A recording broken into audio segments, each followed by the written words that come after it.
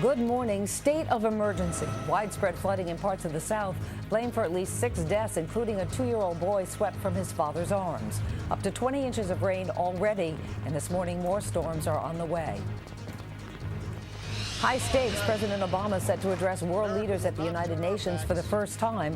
What can he expect? Matt will ask President Bill Clinton when he sits down with him for a live interview. And spare me, police raid a Florida home, but it wasn't the alleged stolen property or drugs that really caught their eye. It was the suspect's video bowling game, and for 9 hours they played and played and played, and it was all caught on camera today, Tuesday, September 22nd, 2009. From NBC News, this is Today with Matt Lauer and Meredith Vieira, live from Studio 1A in Rockefeller Plaza. First us. And welcome to Today on this Tuesday morning. I'm Meredith Vieira in Studio 1A, and we're going to get to that terrible flooding down south in just a moment. Meanwhile, Matt Lauer just down the street at the site of the annual meeting for the Clinton Global Initiative. Good morning to you, Matt. Hey, Meredith, good morning to you as well. That's right, we're just a couple of blocks away, and this is former President Bill Clinton's effort to address some of the most pressing issues faced by people all around the world today. President Obama will kick things off as he addresses the opening session in just a little while, and we're going to sit down with Bill Clinton, former President Bill Clinton, for a live interview talking about the initiative and other pressing subjects in just a couple of minutes, Meredith. Okay, also ahead, important information about vaccines for both seasonal flu and H1N1 flu when it comes to kids. How many shots do they need and when should they get them? Dr. Nancy Snyderman will be here with the new recommendations.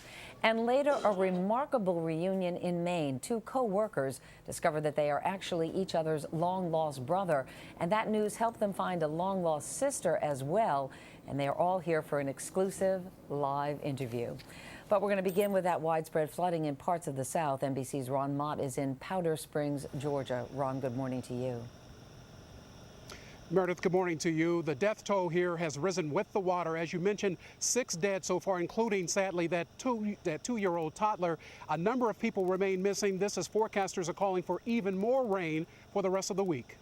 Thank you. And for more on that flooding, we're going to bring in Al Roker. Al, good morning to you. Well, good morning, Meredith. And the rainfall, just unbelievable. We're talking about rainfall that you get in a hurricane. Powder Springs, where Ron is, 20 inches of rain. Peachtree Creek, over 8 inches. Macon picking up more than 5 inches. The Hartsfield Airport, 2 3/4 inches of rain. Now, we do have flash flood warnings, watches, and flash flood and flood watches from Mississippi all the way to Georgia and up into parts of eastern and make that western North Carolina. As you can see on the radar, we are seeing some rain. Right now, not too heavy, but it could kick in again later on this afternoon, on into tomorrow. Rainfall amounts over the next 24 hours. We're talking about some areas picking up as much as 4 inches of rain again over the next 2 days, and that could be devastating for especially the western suburbs of Atlanta. Meredith? Al, thank you very much. President Obama is in New York City today, and his agenda is packed. NBC's Andrea Mitchell is here with What's at Stake. Good morning to you, Andrea. Good morning, Meredith. As 130 heads of state gather here for the UN's annual meeting, President Obama will try to jumpstart his Middle East diplomacy today, but he faces some foreign policy challenges that make passing health care look like a walk in the park. President Obama and the other leaders are in New York, causing enough traffic gridlock to match the diplomatic gridlock. But first, another television appearance, this time with David Letterman Monday night. Even there, Mr. Obama was asked about sending more troops to Afghanistan. We're not going to make a decision about any further troop deployments until we know what exactly is our strategy, what are the tactics, how would troops be used. I'm going to be asking some very hard questions. With talk of going after al-Qaeda and war and peace, there was still some comic relief. This picture just screams picnic to me.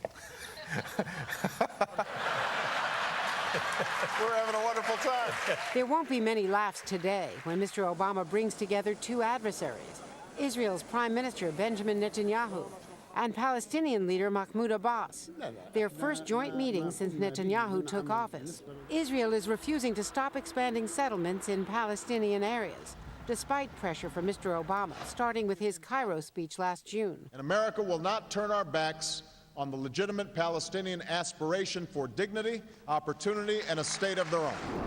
The U.S. and Israel are also divided over whether to use military force against Iran's nuclear program. For days, Iran's President Ahmadinejad, also heading to the UN this week, has been escalating his anti-Israel rhetoric. The U.S. fears Israel will attack Iran if upcoming talks don't produce results. The Israelis are also going to have to take that into account. How much damage do they want to do to the United States in the region, and is it worth it for them, given whatever it is that they can do to Iran? Now, today, in addition to Middle East peace, the president will be focusing on global climate change and development in sub-Saharan Africa. Just a few of the other huge problems he'll be addressing before appearing at the official opening of President Clinton's Global Initiative. Meredith? So much on his plate, Andrea. Thank you very much. And for more on that, here's Matt. All right, Meredith, thanks very much. And in the past 5 years, President Clinton's Global Initiative has raised more than $46 billion, that is with a B, billion dollars, to help solve some of the world's most pressing issues. It's impacted the lives of some 200 million people. President Clinton, good morning. Nice to have you here. I'm going to talk about this initiative and all the great work you're doing in a second, but let me start, as you know, how this goes with some other issues. President Ahmadinejad is coming to the United States to address the United Nations this week, and he comes here having ignored 3 UN resolutions on his nuclear ambitions, having violently suppressed some protests in his own country following a contested election, having upped the ante on his anti-Israel rhetoric over the last couple of weeks. During the campaign, one of the issues was, do we engage this guy or do we isolate him? Does he appear, in your opinion, to be behaving in a way that suggests he's encouraging the engagement? Of course not. The question is whether this is strategy and ploy, and whether we can find some way to do it, or whether he is just what he seems to be and nothing more. That is, a guy that if he had these kinds of weapons would be inherently dangerous and crazy enough to put his whole civilization and history at risk by using them. I think that what President Obama and what Secretary of State has wanted to do is to find out. How do you find out, though? How do you find well, out? I think what I can just mirror what they have said. What Hillary has said repeatedly in the last few days is it's fine if they want to talk, we want to talk, but they can't say we'll be glad to talk to America, but we're not going to talk to them about our nuclear program. We're not going to talk to the world. This is us. We don't care what anybody thinks. And he's back to denying the Holocaust again. Well, since he denied it and then he stopped and then he denied it again, this is obviously playing politics in the run-up to the UN so he can try to solidify that more fanatic element in Iran that supported him when he suppressed honest dissent and apparently a lot of the votes in the election. On what seems to be a less important subject, there are 3 U.S. hikers being held in Iran right now. President Ahmadinejad says they crossed the border illegally. They must be punished. You had a high-profile mission to another so-called rogue nation recently, North Korea. You gained the release of 2 journalists. Have you been asked, or would you consider to be part of any mission, similar mission to Iran? Well, I would do anything the president asked me to do, but I think the facts are different there, in all probability. That is,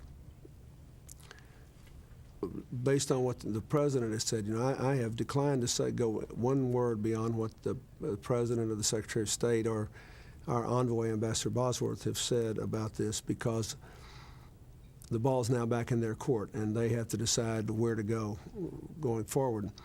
But in the case of North Korea, it's obvious that the leader, Kim Jong-il, having gone through a period where they were dealing with a succession crisis and questions about his health, had reached the point where he knew that these young women, even though they have admitted they crossed very briefly into a very tiny portion of North Korea on the Chinese border, had no business going to prison for 12 years, and that there was way more downside than upside there, and that there might be some upside in doing something that would give both North Korea and the United States, and now with the release of South Korea, a chance to rethink this. But you don't think President Ahmadinejad finds himself in the same situation? No, but he could. And keep in mind, he'd probably be toast right now if the mullahs had not backed him. The Ayatollah Khamenei, the same person who thwarted President Khatami when he wanted to be more progressive, and thwarted President Ahmadinejad's opponent. So we could get something out of this maybe, but they'd have to send a lot different signals. And I think that, however, keep in mind, I don't have access to all the intelligence. I don't know what's really going on that we don't know. And this is one that I think,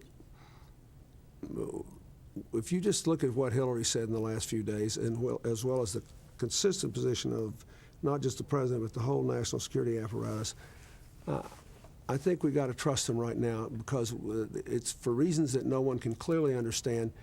Ahmadinejad is lashing out at the world, apparently in retaliation to all the vicious, the vitriolic criticism he received because of the way he acted in the election.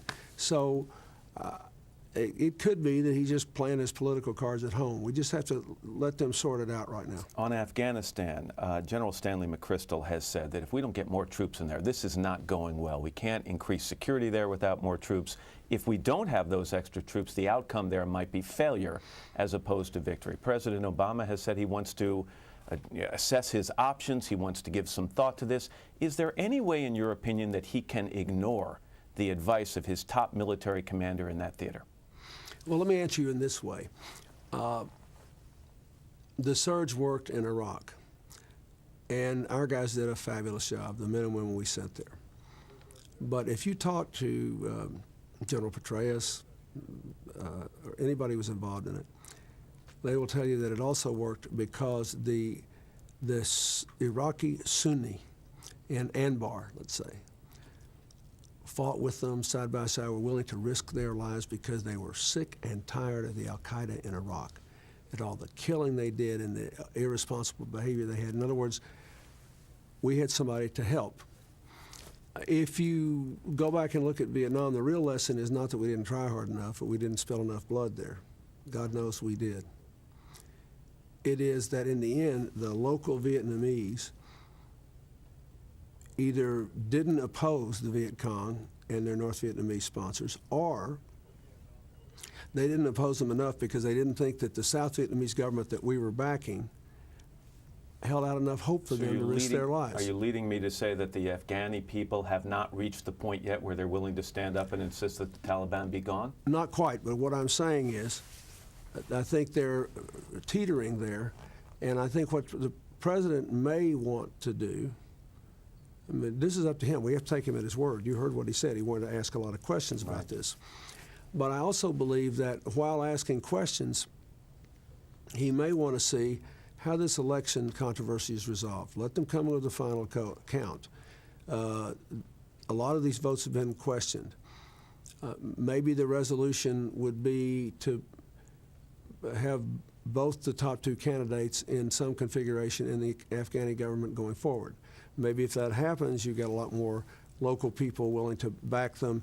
And look, it's worth it to us to keep the Taliban from coming back into Afghanistan, from giving the al-Qaeda free rein, where if they could wander around over a broader place instead of keeping them pinned up. It'd be easier for them to plan attacks on Americans. What you're saying to me is you're supporting the president in not just signing the order to send additional troops there without real careful consideration of the situation. I am. There is no question that General McChrystal told him what he believes the truth to be, which is that in order to secure a higher percentage of the land and the people who live there, he will have to have more manpower. But in the meanwhile, I think what the president will probably try to do, and again, all I know is what I read about this, but look what they've done.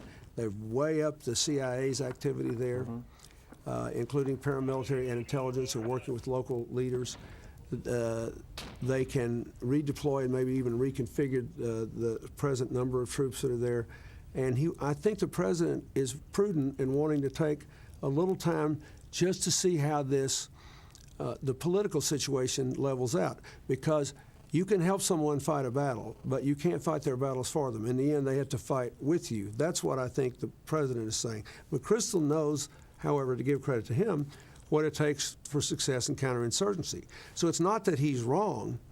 It's just that in addition to doing what he says, the local conditions for victory have to be there. Real quickly, if you can. You're in New York. The governor here is embattled. His popularity ratings are anemic. The White House has suggested he should step aside. He should not run for election next year. Should he run for election, or will he hurt the Democratic Party?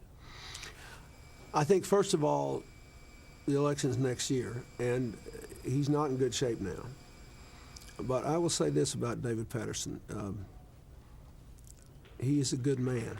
He has achieved a lot in his life, and the people who really know him tend to really like him and are very I think that he will do in the end what he believes is best for New York.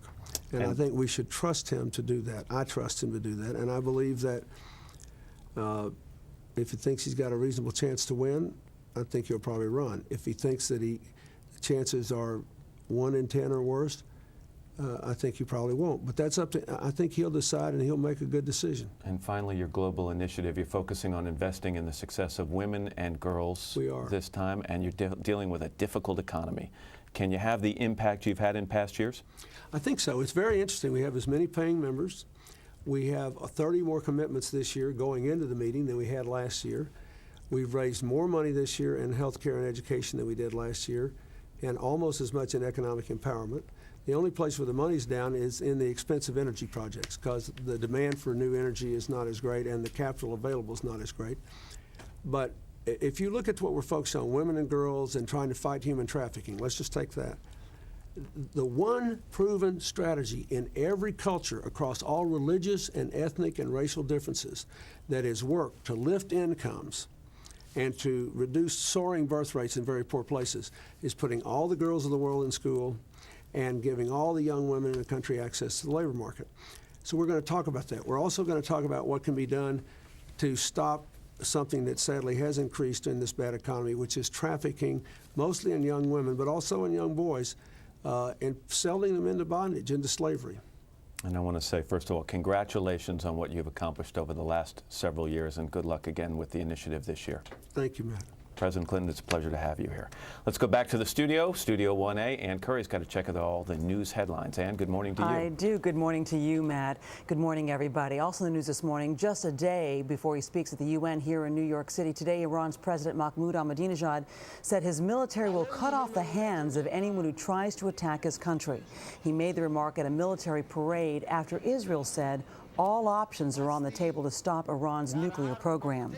Counterterrorism officials say that mass transit systems in the United States should step up patrols following the arrest of a Colorado man and 2 others suspected of plotting to detonate bombs in backpacks on New York City trains.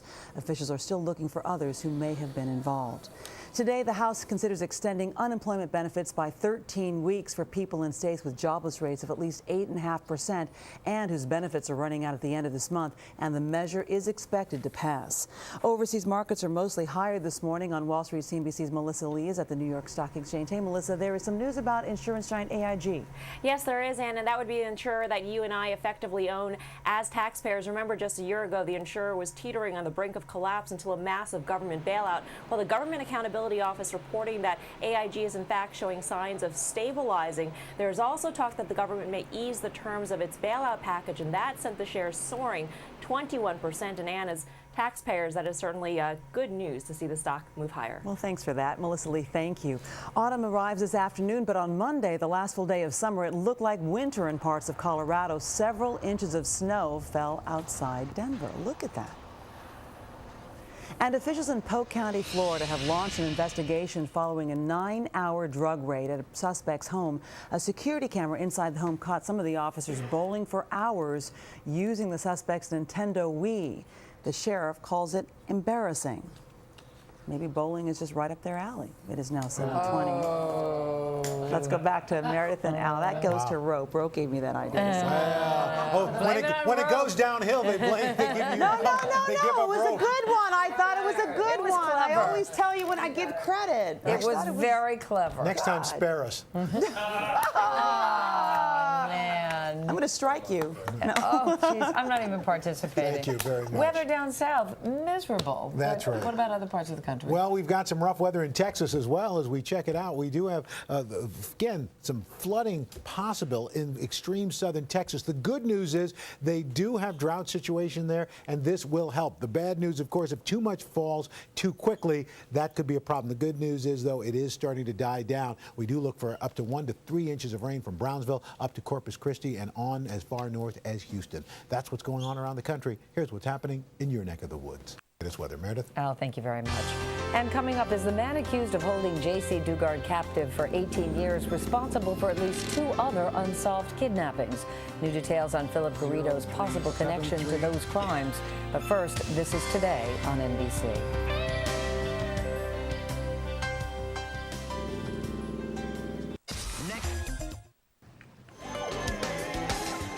Still ahead, 2 co-workers discover they are long-lost brothers, and then guess who walks in the door? A sister. After your local news.